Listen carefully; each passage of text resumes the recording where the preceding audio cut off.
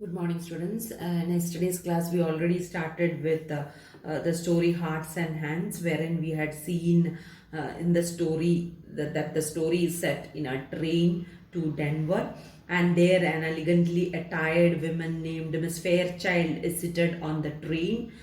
When two men arrive and they take the seat facing her, one was of a handsome presence with a bold, frank countenance and manner, and the other a ruffled, gloom-faced person, heavily built, roughly dressed. Isn't it? All this we had seen in our previous class. So it quickly becomes, she comes to know, the women knows, she recognizes out of them that one of the young one she knew earlier, right? So this we had seen in the previous class. So she makes an attempt to speak to this man whose name is Mr. Easton. She, and you know what she says to him. So then she asks him whether he didn't recognize her. So she's asking such a question: don't you ever recognize old friends when you meet them in West? Such a question she asks. Then the man arouses himself at the sound of her voice. He overcomes. He was embarrassed, isn't it? So that also we had seen. Why was he embarrassed? He was embarrassed because of the handcuffs. So these two men were handcuffed, and Mr. Easton's right hand was handcuffed, so he was unable to shake hand with with Miss Fairchild. Okay, so this we had seen in our previous class, and slowly with that embarrassment, he makes an attempt to touch her finger, to shake hand with her with his left hand. So that also we had seen in yesterday's class. So let us continue with the remaining part of the lesson today. He slightly raised his right hand, bound at the wrist by the shining bracelet. So slightly he had raised his hand, right hand. You know, it was bind, isn't it? Bound means bound is the past form of bind. Bind is to tie. It is tied up to the other person who was there with him, to his hand, isn't it? So bound at the wrist by the shining bracelet. Now this shining bracelet, what is mentioned over here is the handcuffs. Okay, bracelet is the handcuffs which is mentioned over here. Sorry, yesterday I told you that I'll be putting the picture of the handcuffs, but I forgot to put it, but I'll do it today itself. To the left one of his companion. So this was tied, his hand was tied to the left of his companion, the other man. The glad look in the girl's eyes slowly changed to a bewildered horror. So you can see she was happy all the while. So glad approach, a happy approach this girl had given Miss Fairchild, but then this changed to bewildered in the sense confused. She was without thinking clearly. She was not in a clear thought, right? She was totally confused what was happening. So bewildered horror. It was horrifying because she saw the handcuffs. The glow faded from her cheeks, and slowly that glow, what she had on her cheeks, that faded away. She was so happy, excited to meet her friend, but now that excitement she lost over here after seeing the handcuffs on his hand, on Mr. Easton's hand. Her lips parted in a vague, relaxing distress. Her lips parted in a vague, in the sense she was somewhat subconscious, you can see, right? Relaxing distress, because she was not understanding what was it, isn't it? Because she felt at that point she realized that her friend, or Mr. Easton, was a criminal, isn't it? That is what striked her might be, and that is why such an expression she gave over here. Easton, with a little laugh, as if amused, was about to speak again when the other forestalled him. So Easton was about to speak over here with a laugh. He was trying to speak over here, and when the other forestalled means he prevented him to give any further explanation. He prevented, the other man prevented Easton from giving any further explanation. he spoke over there. Okay, the gloom-faced man had been watching the girl's countenance with veiled glances from his keen, shrewd eyes. So this gloom-faced man, the other man who was handcuffed with Mr. Easton, he was a gloomy-looking person. That is why gloom-faced man it's given over here. He was watching the girl's countenance, facial expression. He was watching the girl's facial, the change in her facial expression from that happy mood to this confused, horrific stage, isn't it? All this he was watching with veiled glances. Slowly he was watching without her knowledge, without even her knowledge. That is what is being expressed as veiled glances from his keen, shrewd eyes. So he had very keen, shrewd eyes. From this, he was slowly watching her without even her knowledge. And this is what he felt. He stopped Mr. Easton from giving any further explanation to the girl. "You'll excuse me," this is what the man spoke. The gloom-faced man spoke. "You will excuse me for speaking, miss, but I see you are acquainted with the marshal here." So this is what he said. So he asked, and he wanted to interfere between their talks. That is why he said, "Excuse me." So very politely he said, "Excuse me for speaking, just excuse me for speaking, miss." He addressed Miss Fairchild. "But I see you are acquainted with the marshal. I see that you know the marshal." Now he is addressing marshal. Marshal means someone who is responsible for the custody of a prisoner. Now who is responsible for the custody of the prisoner? Mr. Easton. That is what this gloom-faced man is terming Mr. Easton as. Okay, with the marshal here, he says, "If you'll ask him to speak a word for me when we get to the pen, he'll do it.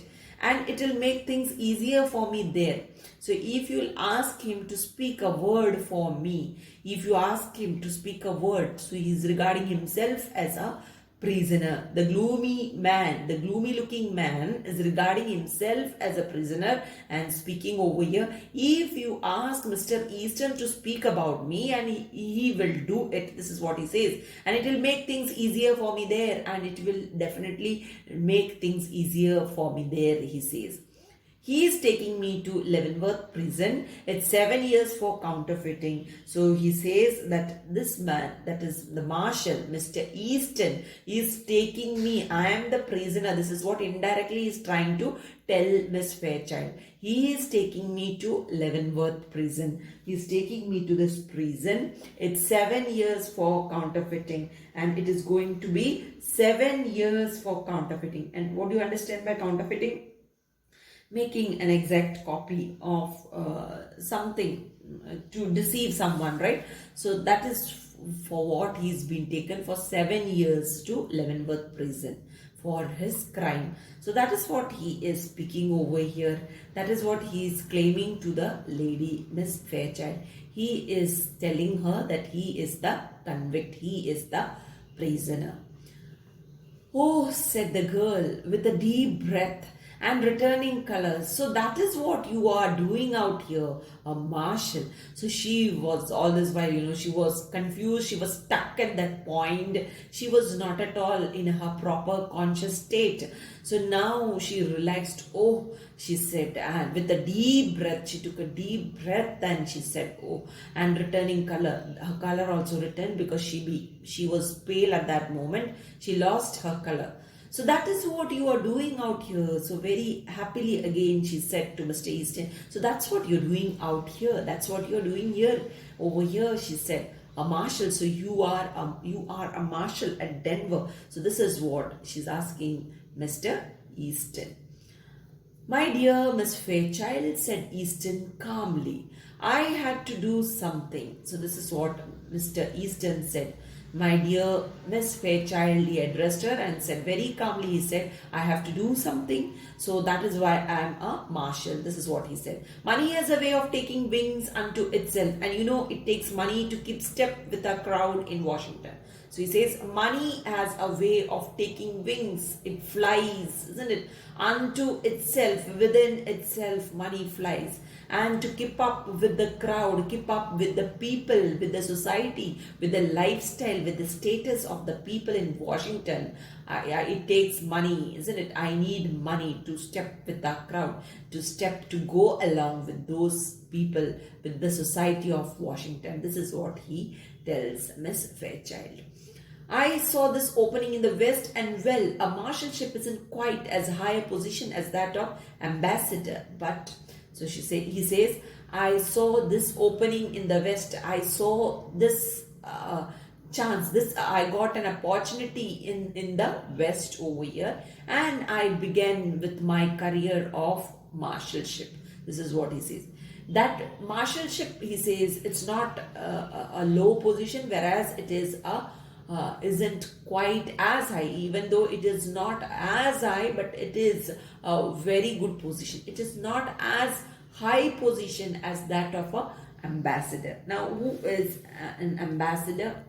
You know, ambassador means a minister of the highest rank, isn't it? To the foreign court to represent his country. That is what ambassador means. The one who represents his country to a foreign place is called an ambassador. So it's not as high as the position of that, but still it is having very good position. This is what he's trying to speak over here. So Miss Fairchild said, the ambassador, said the girl warmly, doesn't call any more. He needn't even ever have done so.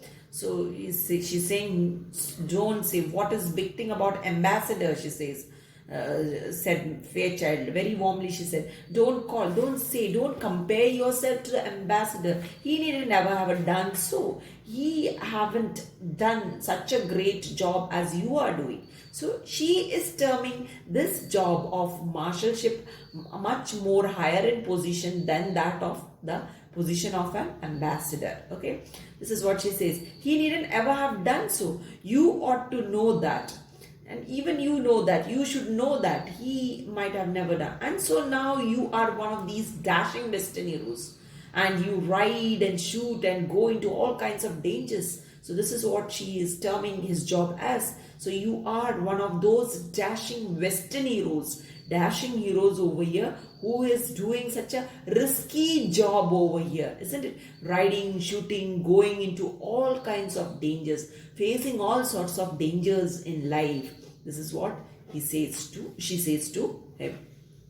That's different from the Washington life, which is totally different from that of the life of Washington. This is what she says. You have been missed from the old crowd, and you are missed out from the old crowd. That is the old crowd among the people of Washington. This is what she is saying. So she was feeling happy for her friend Mr. Easton, who was in such a high position over here in Denver. So that is why she is speaking so high about him, wherein she speaks the ambassador much more lower than his position, terming his position as a higher position than that of an ambassador.